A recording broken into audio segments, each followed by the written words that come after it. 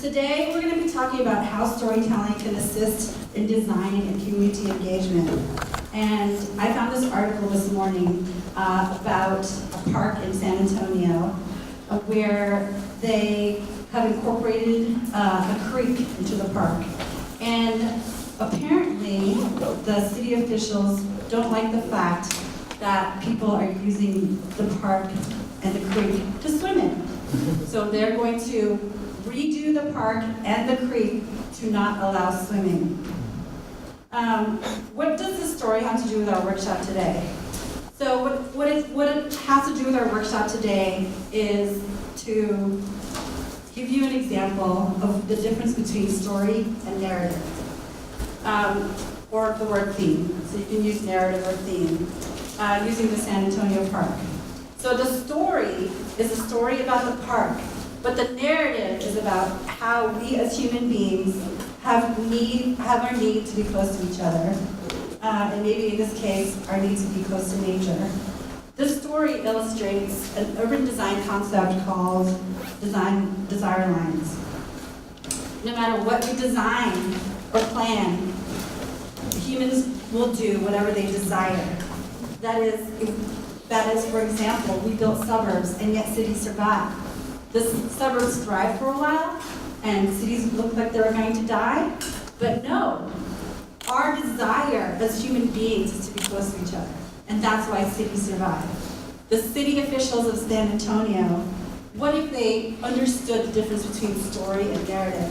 What if the story that they understood was a story that included the narrative of us as human beings?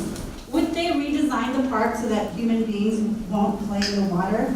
Could they conceptualize San Antonio as a hot place where, in fact, people want to get in the water? And wouldn't that be the success? Yeah? Okay, so story and narrative. Kind of keep that in mind. I'm going to pass this microphone off to James Castaneda. Where are you? James is the chief of the American Planning Association Northern Section, and we greatly appreciate your support year after year for our storytelling workshop. Thank you, Faye. I'm James Castaneda, and I'm happy to be here on behalf of the American Planning Association Northern Section as our section director. This is our second year in participating with the San Francisco Urban Film Festival, particularly this storytelling workshop.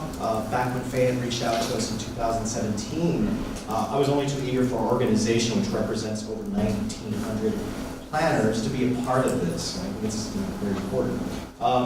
And we've been striving to have additional partnerships in the Bay Area with other organizations just to help inspire planners and be more successful in empowering them to be agents of change in our communities. And storytelling is kind of a topic that's near and dear to my heart in regards to planning.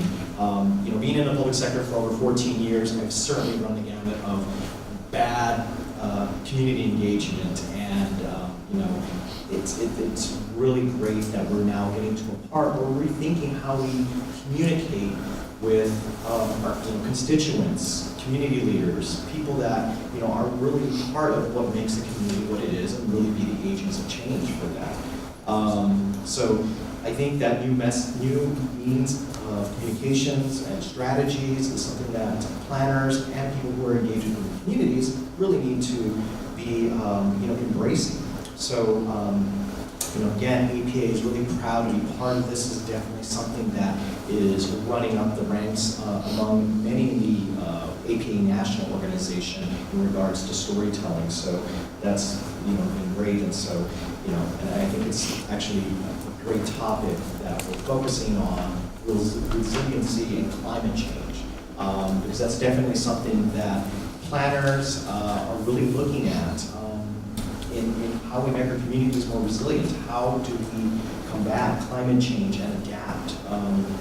So that's really been a big topic with a lot of within planning circles and APA. So anyways, a couple of quick logistical things before I pass the microphone back. If you are an AICP planner, you can get get seeing credits for this, just make sure you log on to your APA portal and log this in there. It's in the calendar. So, and if you're not a member of APA, please definitely give that some consideration.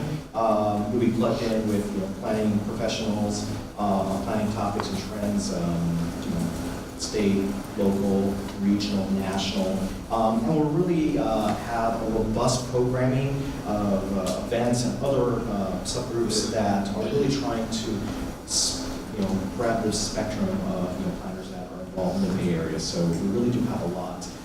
Go to our website, northcalapa.org, and we have a lot of events, a lot of networking opportunities. So with that, Faye ran off, but I think I will pass it off to Keith, who it's again a pleasure to work with Faye and Keith and putting this workshop together. So I hope you all do get a lot out of it. I know I certainly did last year, and I'm looking forward to see how we can apply that to climate change. And again, I think it's going to be a really valuable program, and I'm happy that you're all here. So with that, thank you for the opportunity. Good morning, everybody. Thank you for coming out on a Sunday. Thank you to Faye and everybody at SFUFF for having me again. This is my 5th year presenting storytelling workshops with the Urban Film Festival. So I've been with the organization, with the festival from the beginning. And it's really encouraging to see, as a visual storyteller, it's really encouraging to see year over year the level of excitement and enthusiasm, just as represented by you all being here, has grown year over year. Before we dive into the sort of lecture discussion piece, I want to just introduce myself and tell you a little bit about what I do. It's a storytelling workshop, so I might as well tell a story about myself. But also I want to set some expectations of what you hopefully will be able to walk out of here with today. So as I mentioned, I'm a visual storyteller. I make short films. I'm currently working on my first feature-length documentary film that covers the achievement gap from the perspective of 3 African-American men who all graduated from George Washington High School here in San Francisco. As you can tell how fluidly I said that. I've said that quite a few times, right? You have to get used to doing your elevator pitch. So that film is hopefully going to be released in early 2019, so about a year from, or 2019, yes. Early 2020 is our target for that. But I also teach storytelling or video workshops at Bay Area Video Coalition. How many of you know about Bayback? Amazing 43-year-old nonprofit. I have a former student here, which is always awesome. So I've been teaching visual storytelling in the form of video production and post-production at Bayback for, this is my 7th year teaching there. And this, just in terms of setting expectations, this is not going to be a technical class. We have cameras here, but we're going to leave that to the professionals today. But it is also, I want to say, it's a very exciting time for visual storytelling because the tools of telling video stories, visual stories, have been drastically reduced. The barriers to getting into this type of storytelling have been drastically reduced. Now that means that everybody with a smartphone in their pocket is instantly a filmmaker, right? Wrong. Right? There's a lot of new content being put out there, but it's not always as effective as maybe it should be. And so while this is not a technical storytelling workshop, in terms of looking at camera stuff, I'm happy to talk to people as a sidebar. You can come and join me at Bayback for one of my technical classes on filmmaking. But I do want to give you some sort of nuts and bolts, things to think about as you and your organization or company or community group, whatever it may be, are starting to think about how you communicate your stories, how you can do so more effectively. Does that sound like a fair outcome for the end of our 90 minutes together? So we're going to break down storytelling into some fundamental components, and I'll get into those in just a little bit. And then I'm going to ask you to take a look at a couple of pieces of video content that were made around climate change and community climate resiliency, and have you apply this rubric of breaking it down. So see if you can tell us as a group what the story, audience, message, and style of each of these 2 pieces, they're short pieces, are.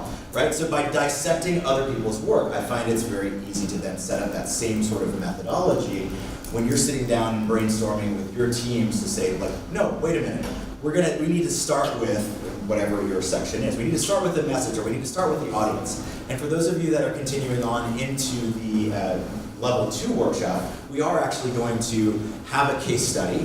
We have the SFCTA here. They're going to talk about an autonomous vehicle pilot that's happening on Treasure Island. And the participants in that workshop, if you haven't already signed up for it, there's still room. We're going to actually create a pitch based off of these same 4 pillars of storytelling: story, audience, message, and style, and pitch that to the SFCTA. So we'll be pretty excited. I'm pretty excited about it. And before we get any further, any questions, thoughts, concerns?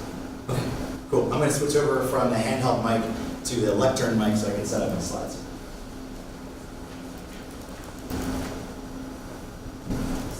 On the ground so it doesn't fall. All right.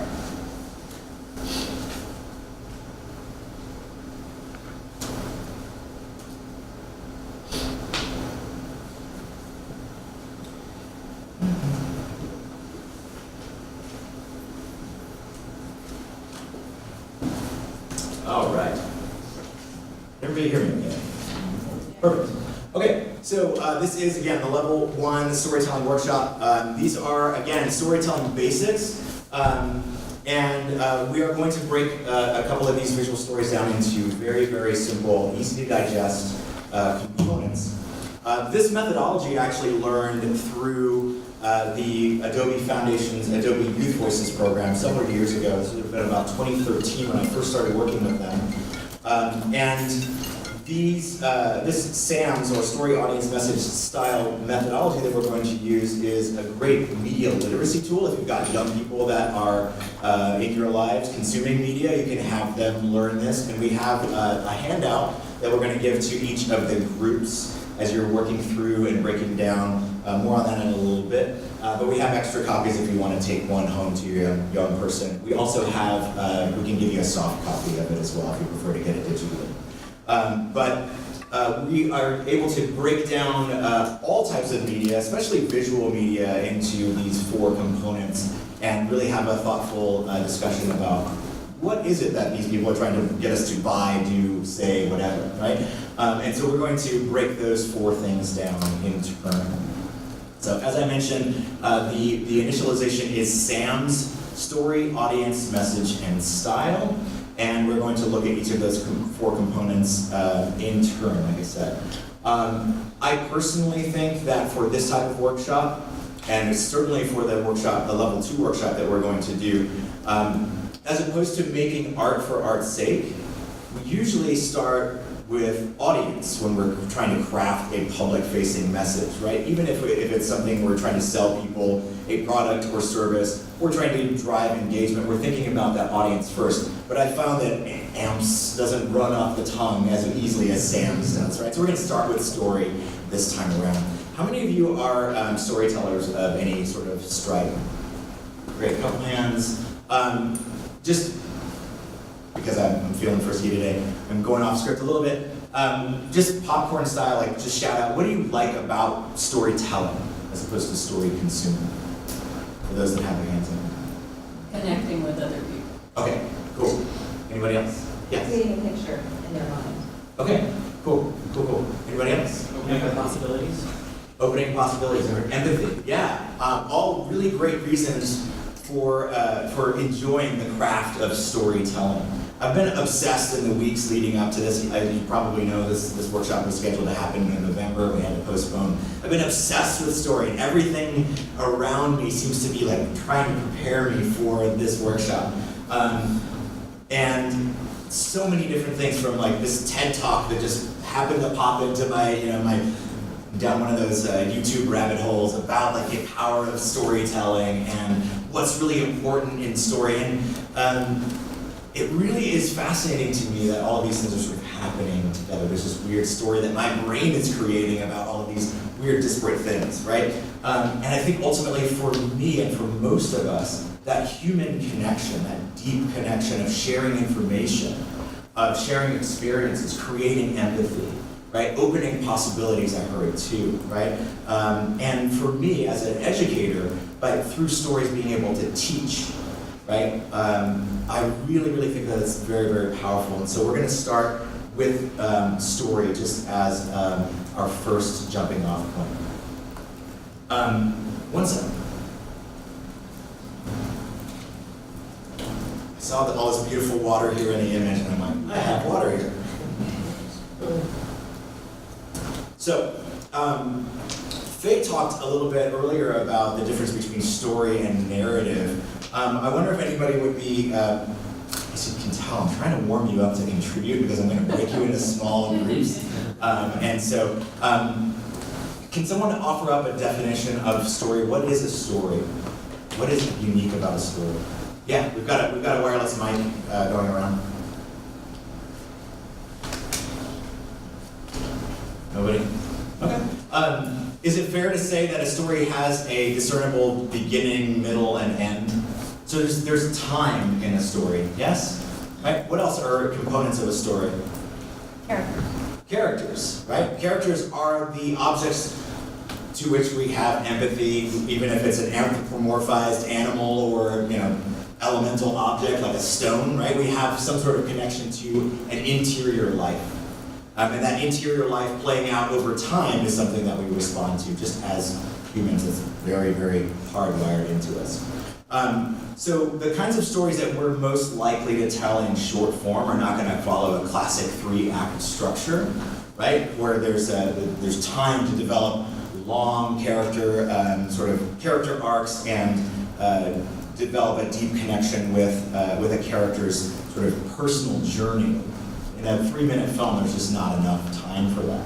Or in a communication piece around a particular initiative or about a particular nonprofit. But those characters are central to our perception of or experience of story. Would you agree with that?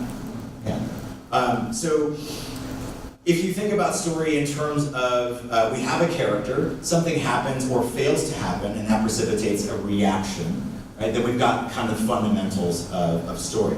What I want to drill into, and I'm just trying to be very mindful of time before I dwell on this too long, but what I want to drill into is that data is not a story, right?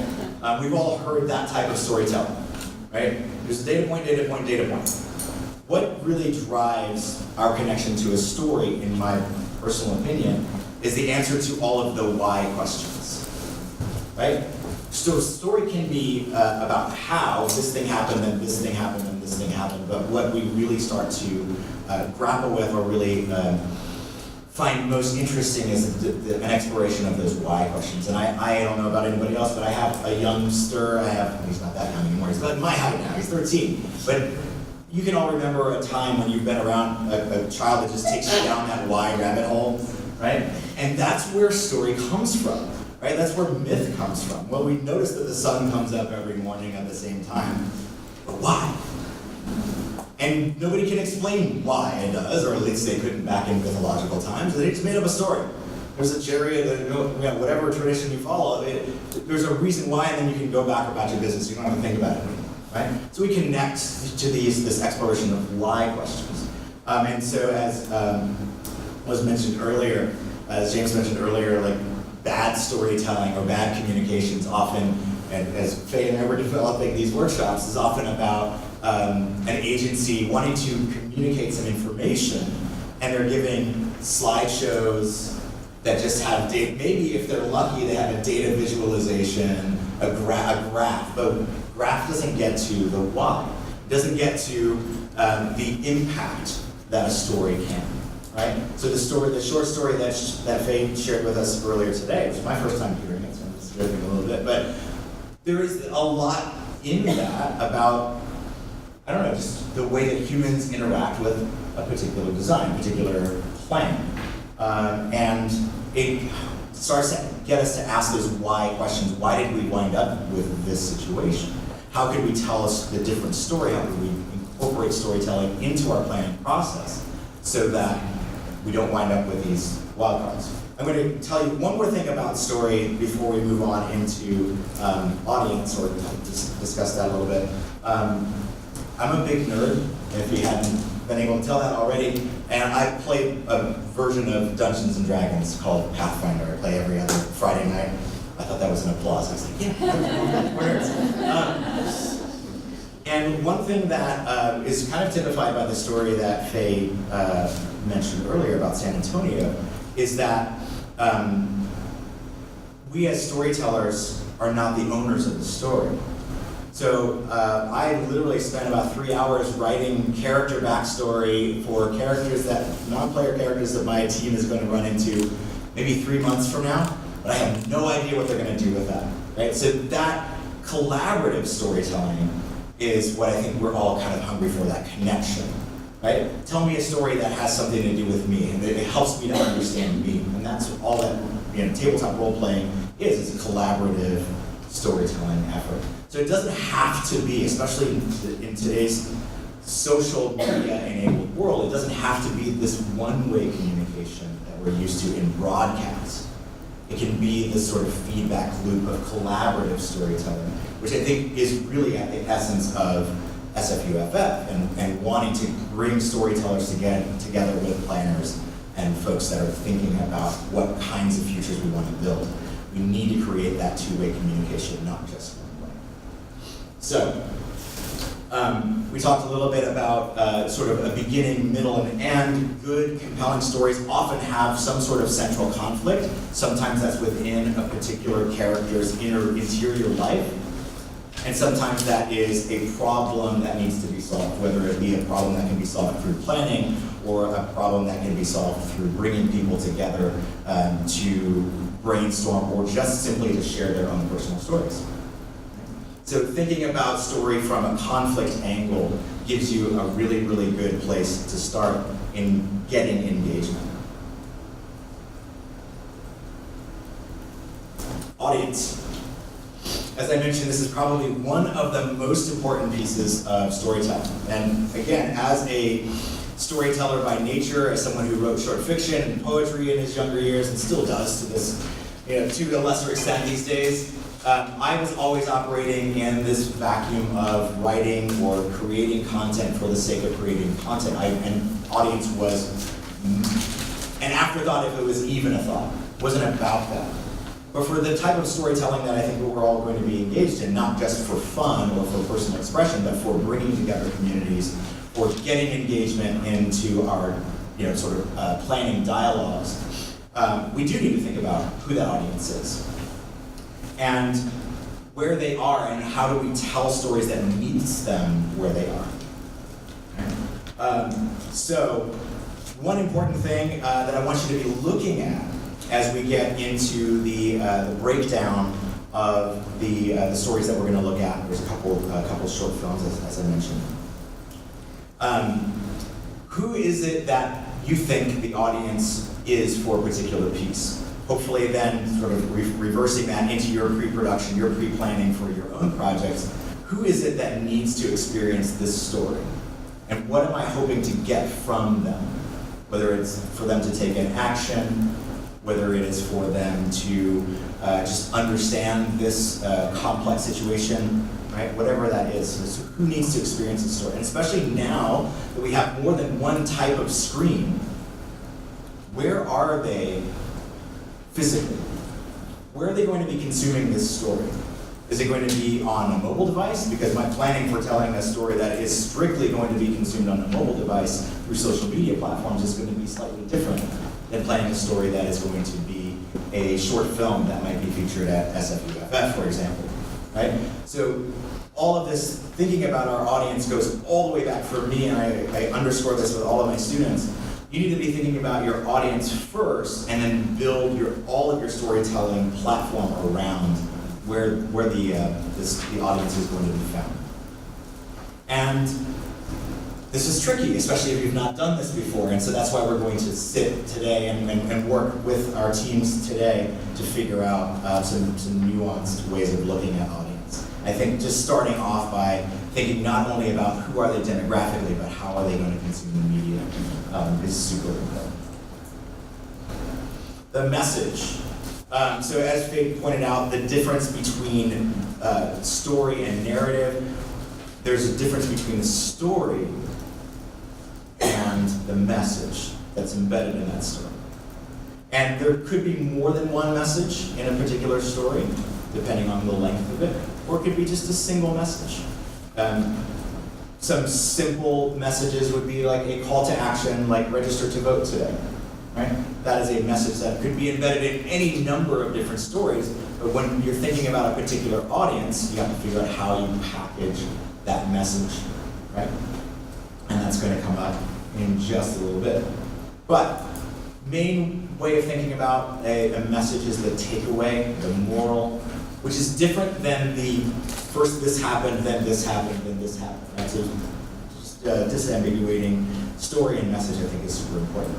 Also, thinking about message in the type of storytelling that we're going to engage in through our public agencies and departments, etc., is usually there is some sort of call to action, whether it is to drive engagement, like we're going to work on this afternoon in the Level 2 workshop, driving engagement in a pilot program and doing so in a way that is going to be useful to the public agencies that's doing the pilot program, or driving engagement by saying we're encouraging you to, in the comments below, link to your personal story, right? Some sort of meaningful call to action, something that is going to elicit the type of behavior or response that you want, which is different, again, than just sort of this one-way storytelling in traditional broadcast or cinematic visual storytelling, where you expect people to pay the ticket, sit in the dark for a couple of hours, and then walk away and hopefully be transformed, but then what? Right? A lot of the storytelling that we're going to do around planning or around thinking through the future and engaging people into actively participating in the creation of their future is energizing them in some way, eliciting information from them in some way. So that thinking about that clear call to action is vitally important. Style.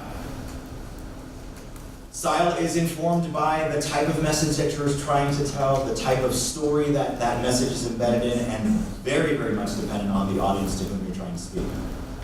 So we're going to look at a couple of pieces in just a little bit, and there are two of them for contrast, right? One is done in a very distinct style, and the other is done in a completely different style. And I'd like you to think about what those different stylistic choices are. I think if for extra credit, for those of you that are feeling like it, why that particular style, for this story, for this audience, for this message, right? Style is not sort of a choice that's made arbitrarily when you're trying to elicit engagement from the audience. So, one thing that you can think about in terms of story, in terms of style, is the tone, right? Are we taking a journalistic approach where this is just the facts, right? Or is it more editorial? Are we using humor? And in your sheets, there will be some prompts for you to think about with your groups on what is some evidence for your assessment that this was done in this particular style. Another big thing, and we'll get more into this in the Level 2 workshop, is what I call the 3 T's: time, talent, and tools. Right? So is this something that is a story, audience, message, and style that requires a big budget? Or is it actually quite the opposite? If we did this story with this story, audience, message, and style, or story, audience, and message, going big budget, is that going to turn off our audience or do a disservice to the story that we're trying to tell? So we have examples to look at in just a moment. Any questions about this? I know I've just been sort of talking at you for a while. This is not like breakthrough news stuff. You're probably a review for a lot of you. But I think this is really, really helpful as we start to look at some pieces and dissect them. I want to set the tone for this. I want you to, if you don't know the person next to you, so I'm going to look over and smile at them. I'm going to ask you to work with some strangers today. And I'm going to ask for just 2 different roles to be assigned within your small groups. And maybe groups of 4 or 5 people, depending on who's close to you. You may need to scoot over a little bit, close the gap if you need to. We could use the body heat and space. I don't know, my hands are kind of cold. I would like one person to volunteer to be the scribe for your team. They're going to write down all of the ideas that you come up with for each piece in terms of story, audience, message, and style. And then I would like for one person to volunteer to be the reporter, so to sort of synthesize all those notes into this is what our group thought was the story, audience, message, and style. Does that sound fair? I know it's Sunday, we're supposed to be relaxing, but let's work a little bit. Okay? So, Faye's got some of the Sam's handouts on that side of the room.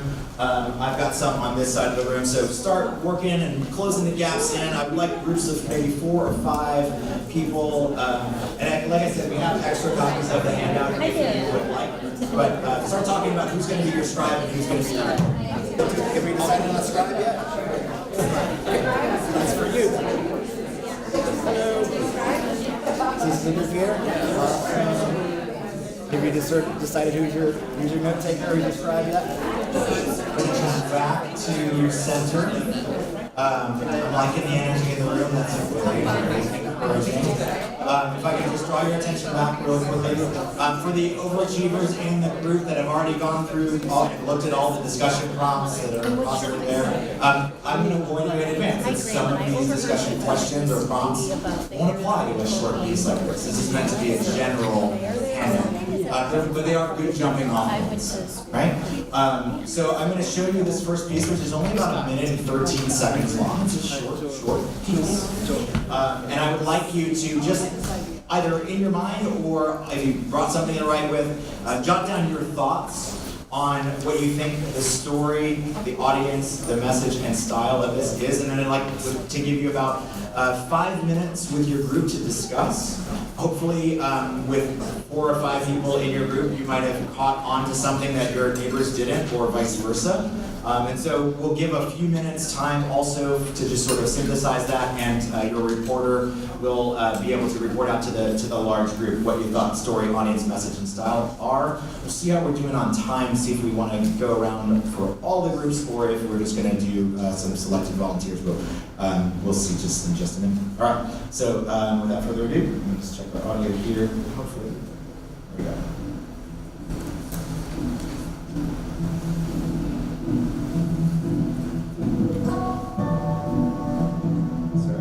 Back that up since I have my player over your subtitles there. All right, try again.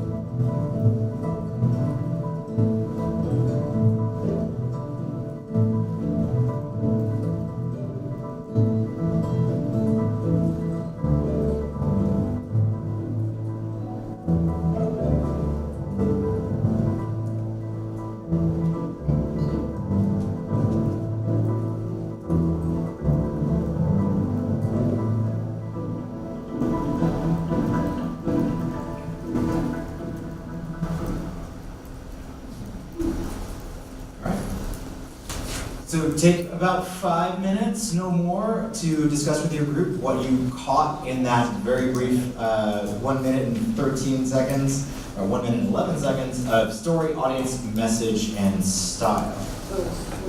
I would encourage you to go beyond the obvious, like surface level things. Do a little bit of digging. You got 5 minutes. Okay, ready or not, we got to move on. We want to get y'all out of here on time, as promised.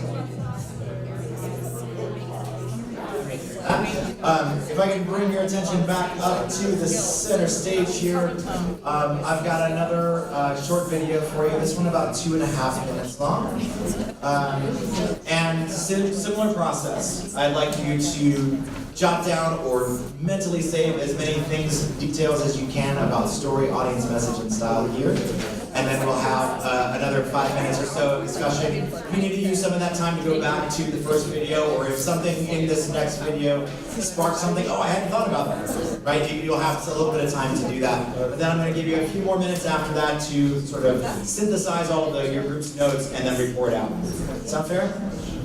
Okay, here we go.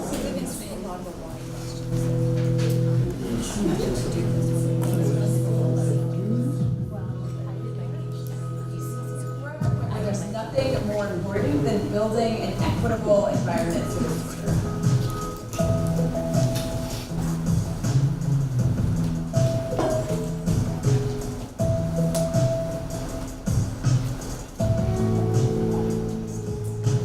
If we don't center justice, and if we don't center equity and people of color and people of low incomes, it's just going to be another movement that leaves us behind. The issue of climate change cannot be solved without the engagement of communities of color. We have innovative young leaders. We have people who are waking up and paying attention, and it really is about how do we move folks to action. The people that are going to be affected the most are the ones that have contributed the least to this problem. Just because voices aren't being heard doesn't mean they're not speaking or that they're not interested in the issue. Let people know the stories that we're telling of how we're directly being impacted by all the pollution and just frankly all the unhealthy ways food is being produced right now. It takes a big cultural shift of the way that we relate to one another and also how we relate to the soil and to the water and to the air. People who are at low incomes aren't necessarily going to be able to adapt the way that people who have middle class incomes or upper range incomes will be able to adapt. It really is about making sure our basic needs are met: food, shelter, access to water. So we're getting ready to launch a survey that asks people what matters the most to you about climate justice. We're talking to each other, not just within the Latino community, but also talking to the Asian American community, the African American community, and different parts of that we're getting together to sort of come up with solutions to this problem.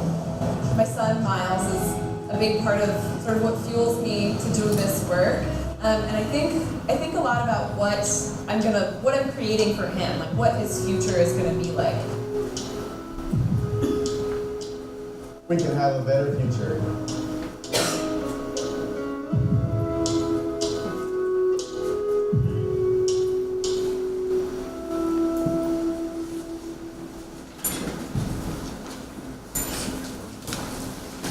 Okay, so off to the races. We got about 5 minutes with your group to discuss and dissect this piece.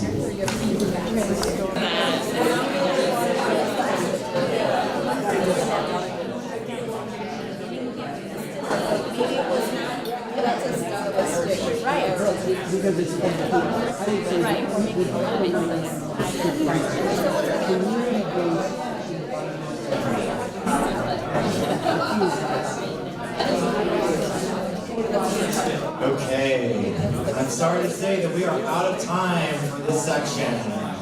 So bring the conversation to a close. And let's return our attention to center stage. Here's what we're going to do next. If you can hear me, clap once. If you can hear me, clap twice. Thank you. I love that you want to keep the conversation going, and I will say, I have two ulterior motives in this type of workshop. Number one is to impress upon you how much time you need to spend in pre-production. Right? I'm going to put you on the spot, Jenny. What did Carla say on day one when we started talking about pre-production? Fix it in pre. Fix it in pre. I'm going to say that again. Don't fix it in post. Fix it in pre. Right? Ulterior motive number two in having you dissect these pieces is that it's completely safe to say, I don't know what the story was, as long as the next thing that comes out of your mouth is, and here's what I would have done to make that more explicit. So this is a perfect time to be critical of these pieces, and that's going to help you to be more critical of your own work when you're building your own stories, right? So, if there was something that you thought was failing, let's call that out, and how about a suggestion for how you would make that stronger? And we will all be enriched by the sharing. What we're going to do in the interest of making this happen quickly and orderly, and so that every group has a chance to share at least once. Really quickly, so I can do a quick count because I kind of lost track. Let me have the reporters raise your hands so I can just get a count. 1, 2, 3, 4, 5, 6, 7, 8. Yeah, we got a lot of groups, which is awesome. We're going to go around and we are going to start off with story, and the reporter will get to choose, with your group consent, right? Which which video you want to comment on in terms of story, and then we'll get a couple of ideas flowing for that. I'm sure there's going to be some overlap. If you caught something that nobody has called out, we'll try to make room for everyone to have a say, but we're going to have to move on quickly to audience again. We'll sort of go through, and so that means that if you volunteer first, then you get to steal everyone else's thunder. Otherwise, something else you're gonna be like, oh, I was gonna say that, right? So just to encourage rabid participation. We'll go through story, audience, messaging, style. If you will just please tell us which particular project you're commenting on for that particular section. Faye is going to be jogging around with the handheld mic. So those of you that have volunteered to be reporters, be prepared to be on the spot. We're going to ask you to stand up, use your diaphragm to project. So without further ado, can I have a volunteer to report out on story for either one of the pieces? I saw a creeping hand. Okay. Yeah, please go. Hello, this is our group. What's your team's mascot? I'm just kidding. We're the right front. Story.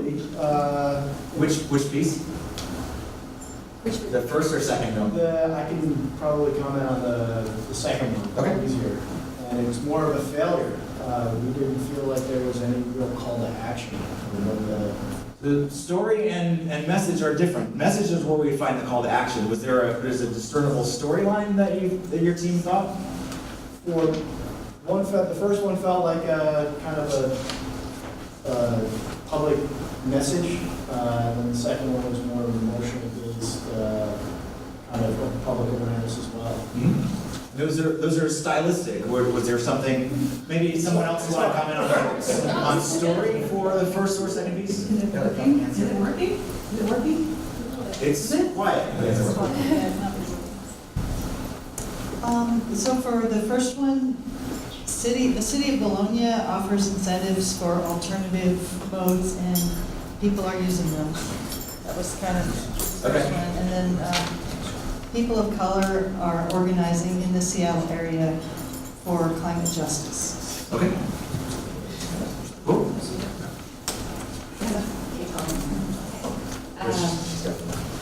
I'll comment on the first one, I guess, in terms of story. I think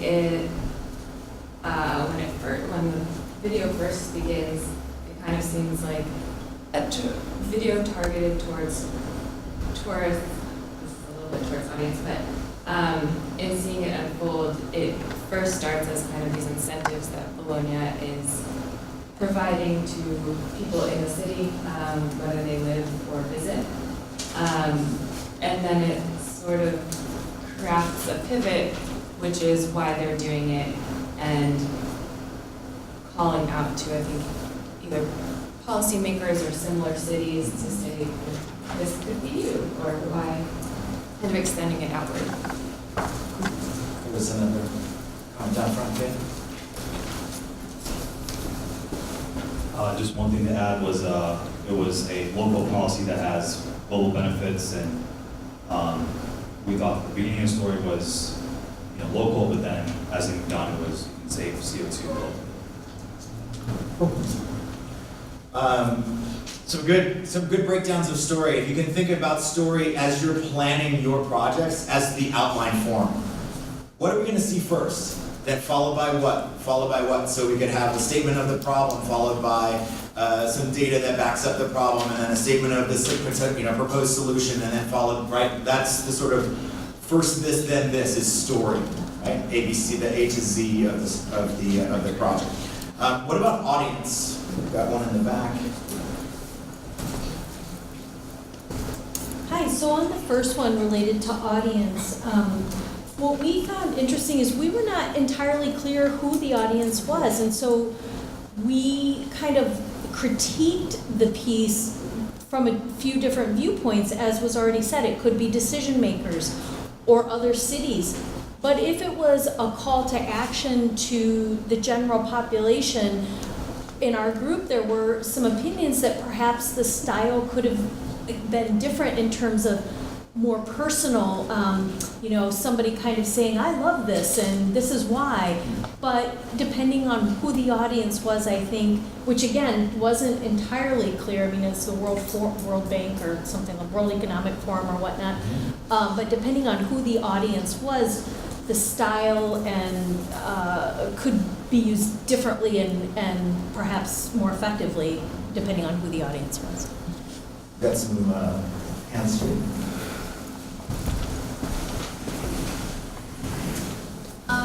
So for that first one, we thought the audience was just a kind of a lay person who just doesn't have a lot of context or interest, frankly, in climate change. But the format is a very millennial one that has like a lot of stock footage, stock music, big text. It's like a minute long. It's the kind of stuff you see on your Facebook feed and watch, and the headline is like free beer and ice cream.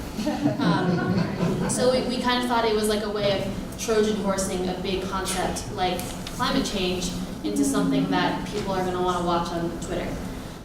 For the second piece, we actually didn't know what the audience was. We couldn't tell if it was intended for predominantly white activist groups and the message to them being include us in the conversation, or if the message was for groups or if it was for people of color that needed to like fill out their survey and have their voices be heard. And that was our critique, was there was not a super clear call to action to the first group's point, and that we were generally kind of left confused by the messaging because we also just couldn't tell if it was intended for us. Just want to repeat people. I just want to add to the audience for the first one. Oh, is it better? Okay. I didn't hear any car users being the audience because although she has a good point that it will be the new generation using these alternative modes, but it will be a good motivation for also car users to ditch their cars and use these alternative modes. And since social media is so prevalent, it's good to get the message around.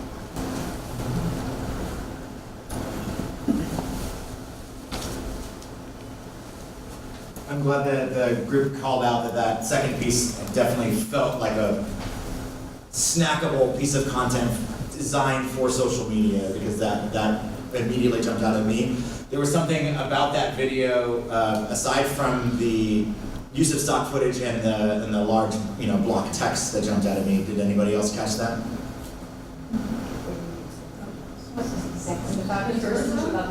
Square video. Right? Where else do we see that? Right? On Instagram, Twitter has a 640 square video format. Thinking about that, I just want to call that out. Like, if your audience is on mobile social, and you're thinking about putting something on Instagram, for example, do so thoughtfully. Frame your video, which is going to be shot 16:9 natively. Frame it so that it's square safe. Right? It'll look beautiful 16:9, but it'll also look beautiful and intentional, thoughtful, square. Right? Knowing where your audience is going to consume the media is as important as knowing who they are. Cool.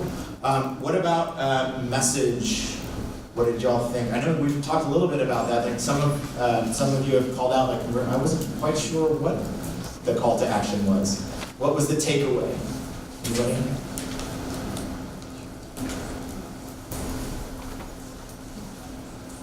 Hi, so I can comment on the first piece.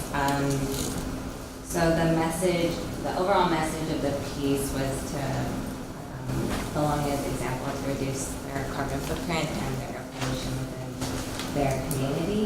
And I noted that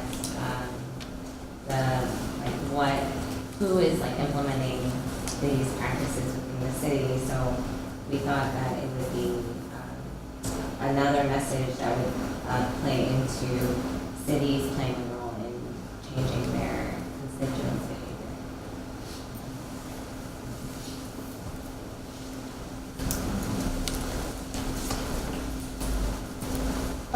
On the second piece, we wondered if the because the call to action was not clear at all, we wondered, was this something maybe they produced for funders, to just kind of tell a bit of a story about what the group is about, but there's no end user really. It's more just like, be aware of this campaign that's happening and, get behind us. I don't know. Maybe it was part of a whole package of a sit-down meeting. I don't know. I guess I'll comment on the second one. I think we had a positive kind of feeling from the second one in the way that they showed each person having a role within the video as part of the message being that each person has a role and each community has a role paired with the message that the communities that hadn't had a role in kind of creating the issue are the ones that are going to be most impacted.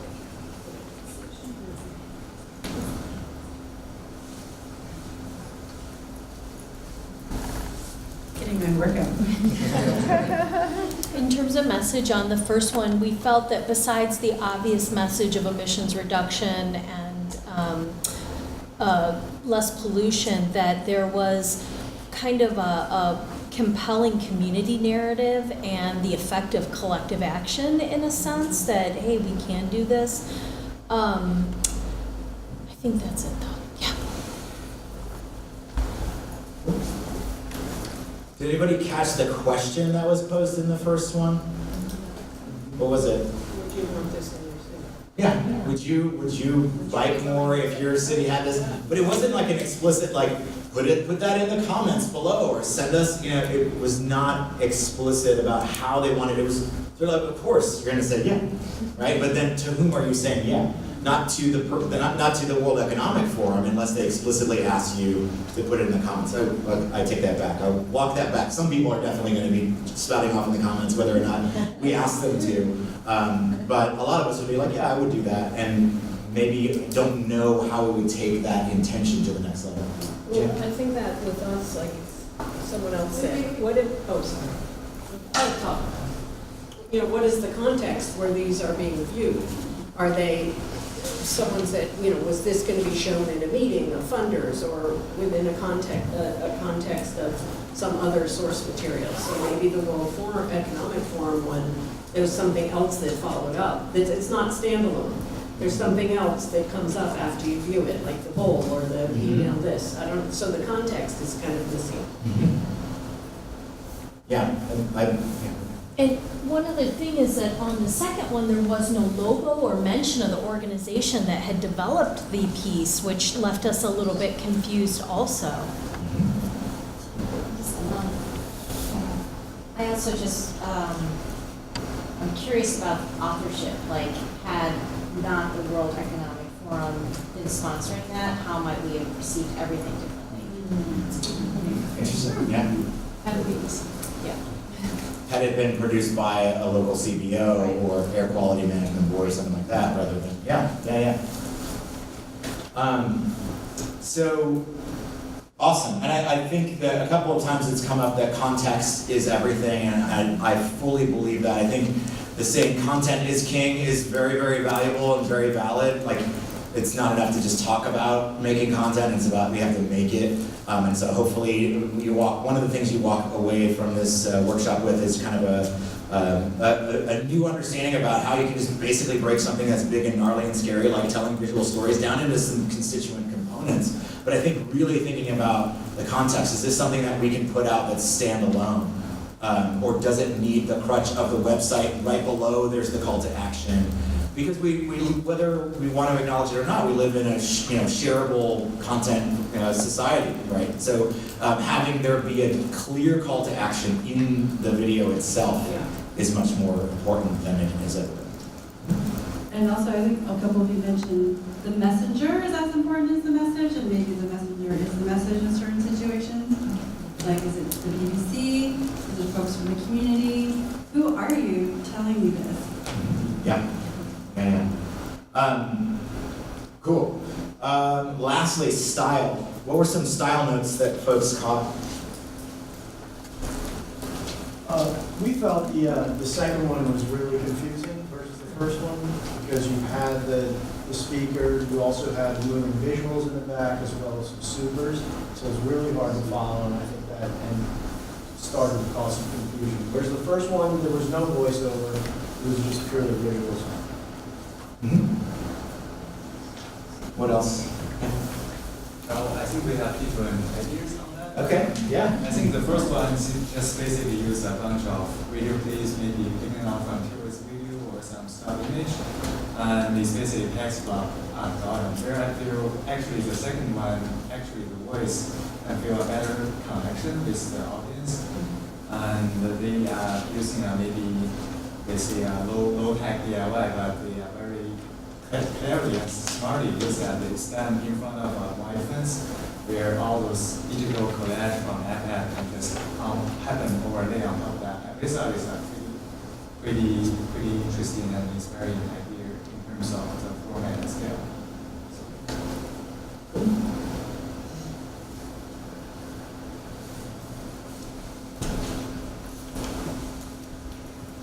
One of the comments that our group had on the first one was that it was a low-tech approach, or the second one, that it was a sophisticated low-tech approach, in that I guess that led us to think that also the audience was supposed to be relatable as well, and that the manner of speaking was also very personable and kind of imperfect in terms of in comparison to the first one being very like buttoned up and the text only saying what they wanted you to say.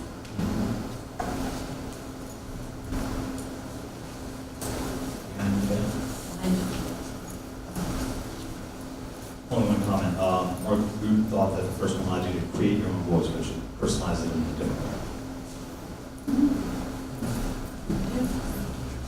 I think I'm okay. I actually found the second one really easy to digest because very quickly I was like, oh, this isn't really necessarily about the information that's presented to me visually, it's about what I'll hear. Like I immediately was like, oh, this is more like spoken word. Getting to like the imperfections / kind of the empathy messengers. And so like I read the title halfway through survey. I was like, okay, there we go. I digested it very quickly. Whereas the other one was, like you said, buttoned up, so I kind of, as soon as I realized it was whimsy and not really necessarily visually important for me to gather what was there, whereas when I was watching the first one, I was like, text, image, and I actually never got to see all the images because I was reading the text. So. There's a comment back.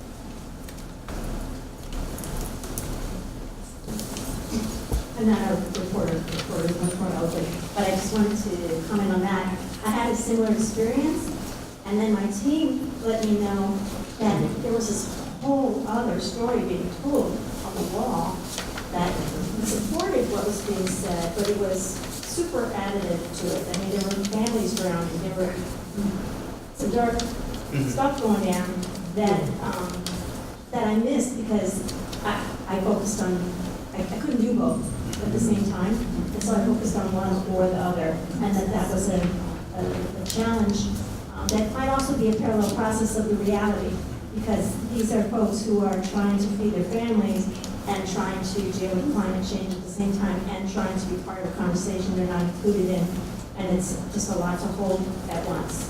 And the video was actually a lot to hold at once. And I picked what I could take on, and I missed a lot. It's interesting, I remember that now. And maybe it was part of my privilege of being like, oh yeah, whimsy.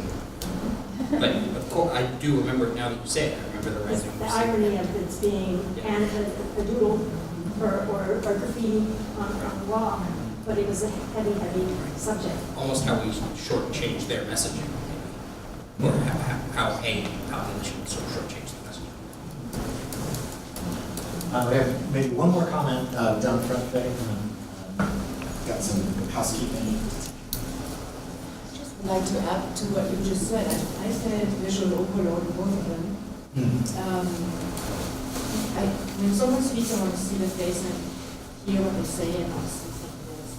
And then with the text, same thing. With the text, it's too fast, you can see all the images at the same time. So both of these things, for some people, it was just too much to see at once. Okay.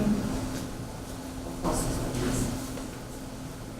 Yeah, that there in filmmaking there is a common trick which I like to liken to the magician's misdirection, right? So I'm going to take this long rambling story and cut it down to this much. And in order for me to do that and not have you notice that there's time missing, I'm going to cut away to something beautiful. So look at these beautiful pictures, right? Instead of looking down here as I'm pulling the rabbit out of back here, right? But you do run the risk of those images becoming too far separated from what's being said, or there just being this sort of visual clutter. And I think that's something that's important to call out in a stylistic approach. But it also does depend on who your audience is. I definitely know, I watch a lot of YouTubers that don't care about those jump cuts that I was just talking about covering up with my magician's misdirection, and the younger audience doesn't seem to care about them either. It makes me absolutely crazy, and I feel like the old guy, like, you kids, get off my lawn. But, you have to know your audience and know what kinds of stories they are capable of processing or have come to expect. Thank you so much for your time today, coming out on a frigid Sunday morning.